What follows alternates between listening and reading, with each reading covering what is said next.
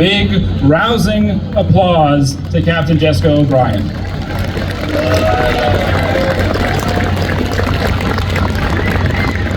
Hi, good evening, everyone. Thanks so much for the opportunity to speak to you as we close out both LA Fleet Week and Memorial Day. I'm proud to say that we are wrapping up an extremely successful Fleet Week where we welcomed to Los Angeles USS Carl Vinson and her crew. It had been 13 years since an aircraft carrier participated in LA Fleet Week, and seeing the ship berthed here in San Pedro has been really something special. I hope you guys agree with that. We have a lot to be thankful for this evening, and I am especially thankful for the thousands of military personnel and all of our civilian partners who came together to put on such an incredible week of events. It truly has been extraordinary.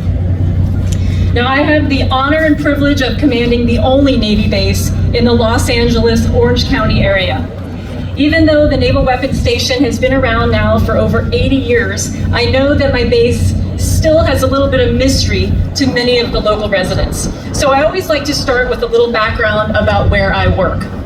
Our sailors and civilians specialize in storing and maintaining Navy missiles, torpedoes, ammunition, and countermeasure devices. We load these munitions onto Pacific Fleet warships that are preparing to deploy overseas. Once those vessels come home from deployment, we unload those same munitions and prepare them for the next ship. And we do the same thing for our Marine Corps ammunition carried by our amphibious assault ships. Your local Navy base supplies munitions to the entire U.S. Pacific Fleet, and in fact is the only Naval Weapons Station port within 1,000 miles of the fleet concentration area in San Diego. Now, we are here today for a very important reason, and that is to pay our respects to those who have made the ultimate sacrifice in the name of our country. This should always be a poignant day in the hearts of all Americans, but even more so in times like today where we're seeing conflict in both Europe and the Middle East. As I speak, over 50,000 Navy personnel are deployed overseas, many in harm's way. A carrier strike group led by the aircraft carrier USS Dwight D. Eisenhower is in the Red Sea today, protecting both shipping and our regional allies against Houthi missile attacks. A carrier strike group led by the aircraft carrier USS Theodore Roosevelt is in the South China Sea, protecting freedom of navigation in that highly contested area. And many other Navy ships are underway today combating piracy and drug trafficking along the coast of Somalia and in the Caribbean. And that's just the Navy. Our sister military services are just as heavily involved around the world. From training foreign security forces, to building hospitals, to fighting piracy and terrorism, more often in peacetime than in war, our military personnel have continually sacrificed on the nation's behalf. The average length of a Navy ship deployment is now 7 months and is often extended even further. Military tours on the ground in war zones can last from 6 months to over a year. Our young men and women are out there 24 hours a day for months on end in some of the most inhospitable places on the planet. Some of them, such as our crews operating today in the Red Sea, are seeing combat during their tours. And sadly, there's always a chance that some will not come back, and we will dedicate future Memorial Days to them. I was personally reminded of this early in my naval career. The first ship that I served aboard was USS Anchorage, LSD-36. It was an amphibious dock landing ship that carried Marines. I reported to the Anchorage in July of 2000, and we promptly left San Diego for a 6-month deployment to the Pacific and Middle East. While enjoying a port visit in the Seychelles on October 12, 2000, we started receiving reports that there had been an explosion on a destroyer while she was fueling in Yemen. We soon learned that the USS Cole had been the victim of a terrorist attack that killed 17 American sailors and injured another 37. We left the Seychelles within hours of receiving the first reports, leaving behind sailors and Marines who had been on liberty. And we were the first US ship to arrive off the coast of Aden, Yemen to render assistance. I will never forget seeing the gaping hole in the side of the ship and thinking, it could have just as easily been us. We were scheduled for a fueling stop in Aden in just a few weeks.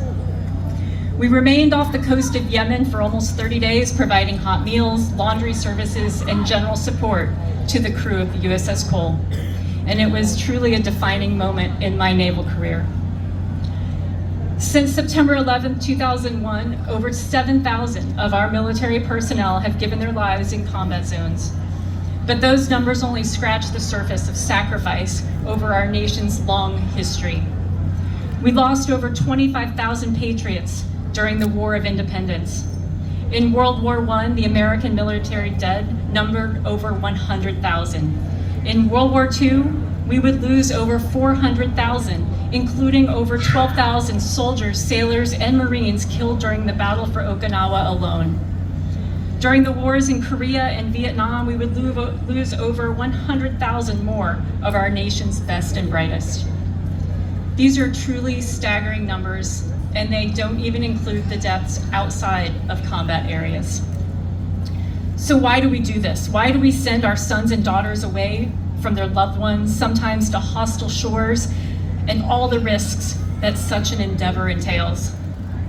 It's often said that freedom isn't free, but I'm not sure that everyone fully understands what this means in 2024.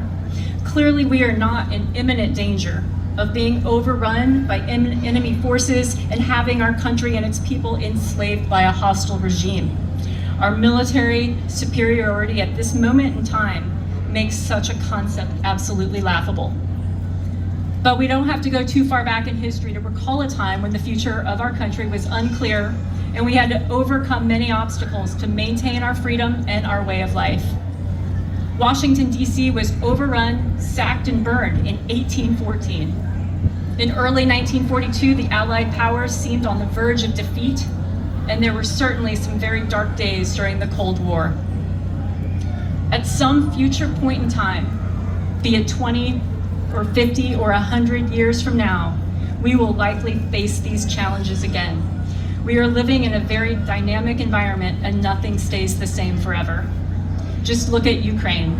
3 years ago, few would have thought it possible that a major war would be fought inside a modern European democracy, decimating countless cities and towns and displacing millions.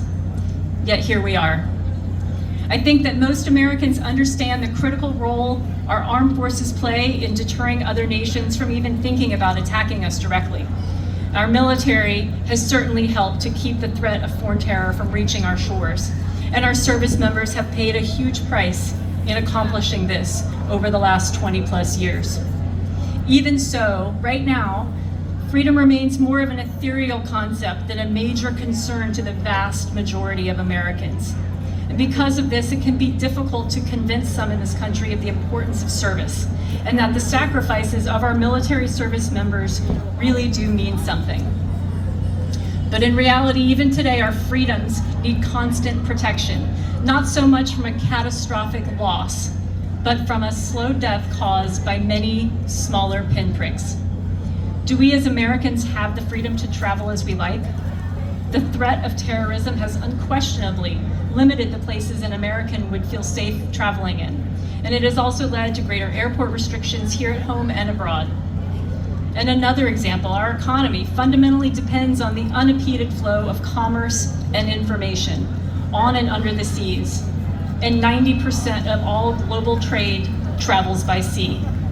1/4, that's 38 million of all US jobs are directly or indirectly tied to global trade. Clearly, the free flow of goods over the world's oceans is a top national security issue. Your Navy, along with our fellow services, has ensured this flow of goods remains unimpeded. Because as we saw during the COVID crisis, even small trade disruptions can have big downstream impacts. Whenever gas prices go up because of instability in the world, they affect transportation costs, which affects food prices and on down the line. Whenever the cost of essential products and services increases, Americans end up with less money to spend as they like. This is a loss of economic freedom, and it tends to hit our most vulnerable citizens the hardest. While these examples may seem fairly inconsequential by themselves, over time they add up. One day, everyone looks back and realizes that their basic quality of life and many of the freedoms that they've taken for granted have been substantially cut back or eliminated, one small piece at a time. Deterring aggression and preventing future wars and terror attacks. Safeguarding the economic livelihood that our country depends on. And when all else fails, fighting and winning wars. These are all critical ideals that we ask our service members to support and sometimes fight for. They follow in the proud tradition of all our nation's warriors before them, many of whom gave everything in the process. From the earliest moments of our nation to the present, the annals of history speak volumes about the oft ignored cost of freedom, the selfless sacrifices of our service members, both inside and outside of combat zones, and the incredible debt of gratitude we owe all those who have put their lives on the line for our nation. So this Memorial Day, next Memorial Day, and every day in between, please take a moment to remember all of our soldiers, our sailors, Marines, airmen, guardians,